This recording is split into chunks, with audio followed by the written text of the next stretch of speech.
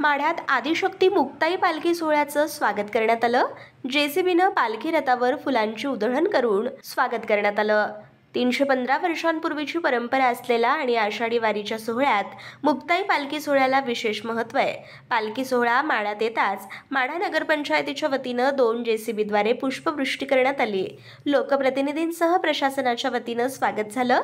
या पालखी सोहळ्याच्या रथाला 11 वर्षापासून मध्य प्रदेशमधील शेतकरी प्रकाश रामू पाटील नाचणखेडा यांच्या बैलजोडीचा मान दिलेला आहे। पालखी सोहळा माढ्यात येताच ठिकठिकाणी फटाके फोडून स्वागत करण्यात आलं।